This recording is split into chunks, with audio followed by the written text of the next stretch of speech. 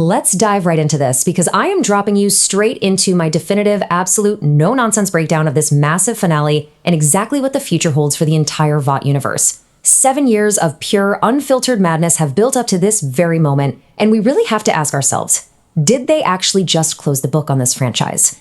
I have been analyzing every single frame, every character arc, and every sneaky corporate maneuver. So let me explain exactly where we currently stand, where the bodies are buried, and how this whole universe is gearing up for a massive structural evolution. So the crucial point we need to tackle right out of the gate is this. Is the show as we know it truly over?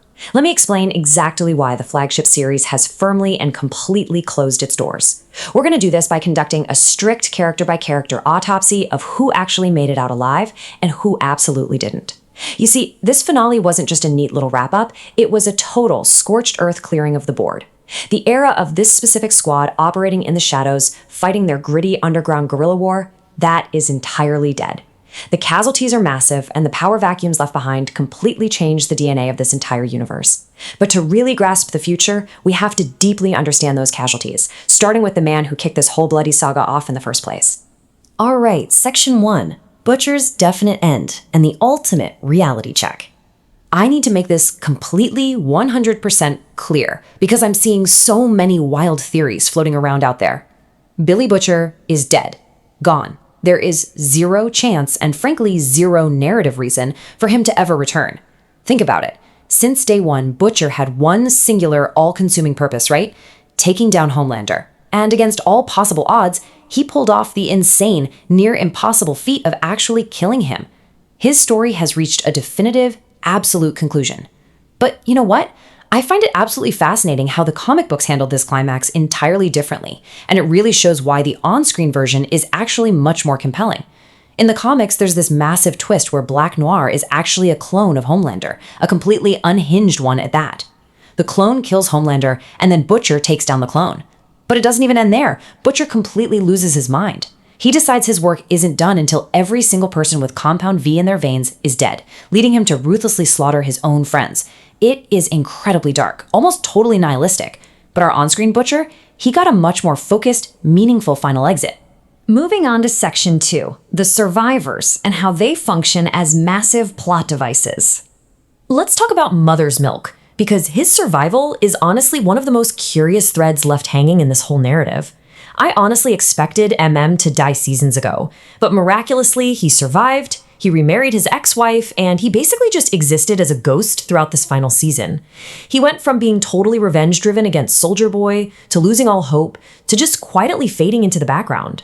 Honestly, if he had been taken off the board, it probably wouldn't have shifted the plot much at all.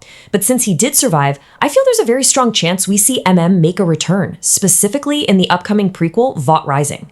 Now, you might be wondering, how does a modern-day character fit into a period piece prequel? Well, if the show is framed as a present-day narration with someone recounting the horrific past of Vought, MM fits perfectly into that gritty, detective-style framing device. His deep-seated, unresolved trauma and his fierce rivalry with Soldier Boy never truly got closure. Slipping him into that narrator role would be a brilliant, highly cinematic way to keep his character active and finally give him the emotional resolution he was denied in the finale.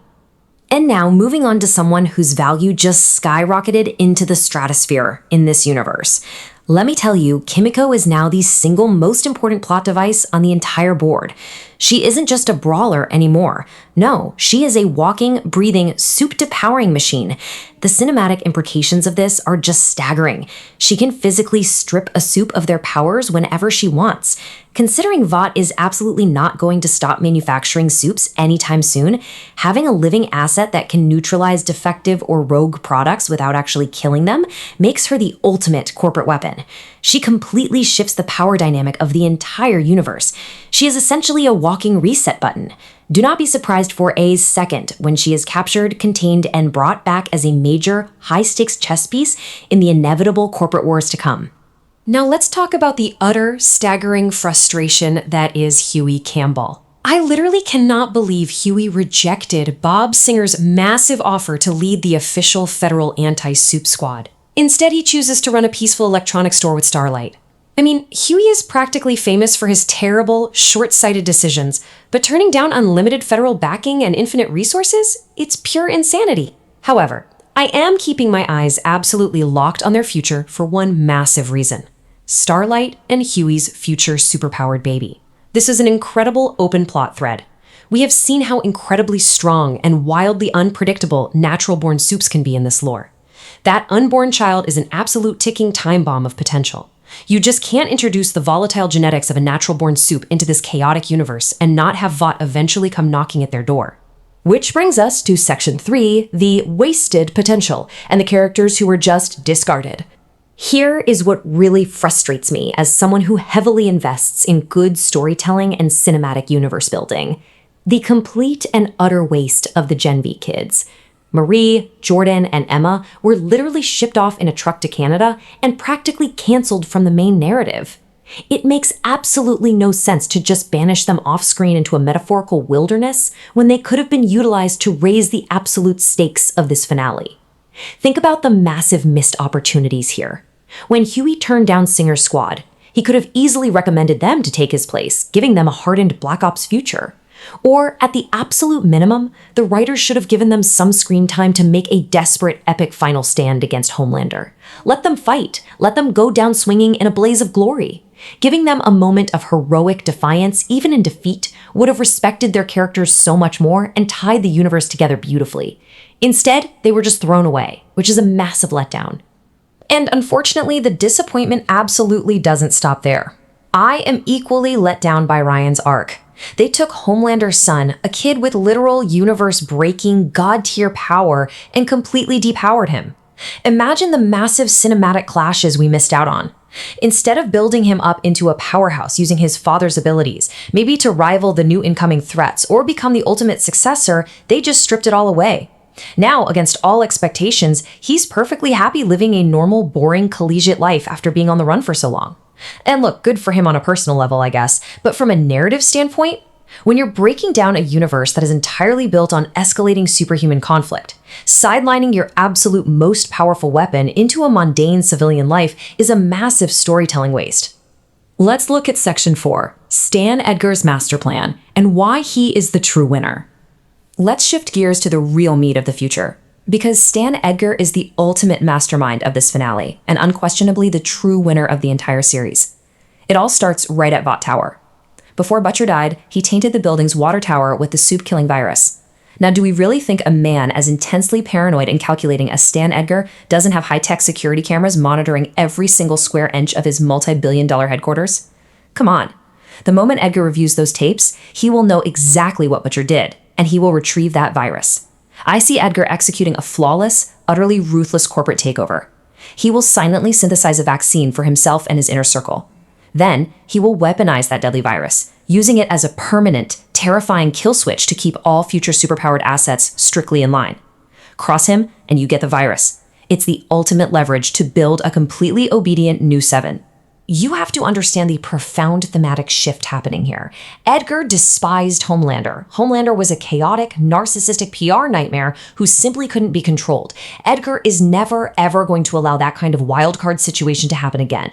He is actively shifting this universe from chaotic superhuman reigns to a sterile, terrifyingly calculated corporate monopoly.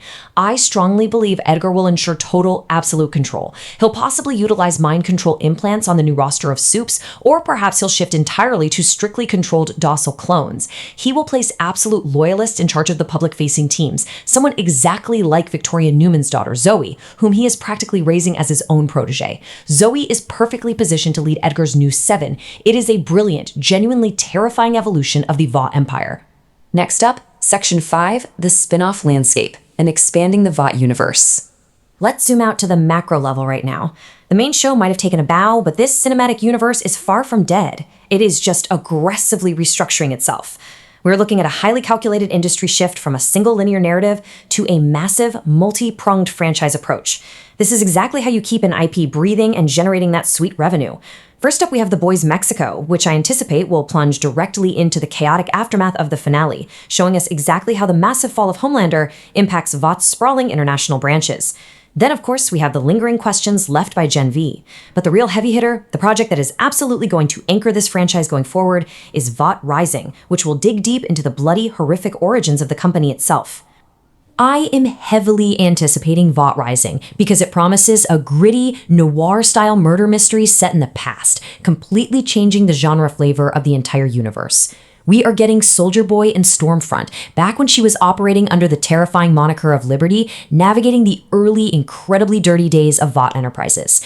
We are going to see the original Payback team, and how this mega corporation was truly built from the ground up on a dark foundation of blood and blackmail. Now, yes, I know it slightly retconned Soldier Boy's Season 3 attitude towards Stormfront, where he really didn't seem to care much about her at all. But honestly, for a deep lore, world-building origin story this wild, I am more than willing to overlook a minor continuity inconsistency just to see these two powerhouses interact in their absolute prime. Finally, Section 6. Will the boys return? The inevitable reboot. Okay, now for the million-dollar question. Let me give you my absolute, definitive, industry insider prediction on whether we will ever see the main show again. The creatives say it's over. They say the book is firmly closed. But if you look at the landscape of modern entertainment, over is a very subjective, incredibly flexible word. The corporate streaming machine operates on entirely different rules than standard narrative closure. I guarantee you, I absolutely promise you that in 3 to 10 years, the flagship series will return. When the streaming platform inevitably finds itself completely desperate for massive original IPs to drive their quarterly subscription numbers, which happens to literally every platform eventually, they will hit the big red emergency button and resurrect this title. They're building out the spin-offs right now to keep the lore warm, but when they need a massive, undeniable influx of cash and global viewership, the original crew will absolutely be brought back. Just look at how the industry treats other global mega hits like Squid Game or Money Heist. You need to be fully prepared for the inevitable day they drop a dark, brooding teaser trailer announcing the grand return. Because in this business, a cash cow never truly dies, it just goes out to pasture until it is time to milk it again. Homelander's legacy, Butcher's sprawling shadow, these elements are simply too profitable to leave buried in the ground forever. So as we look at Stan Edgar's terrifying new empire taking shape in the shadows, who do you think will be the one to finally force the original boys out of retirement? I'll leave you with that to chew on.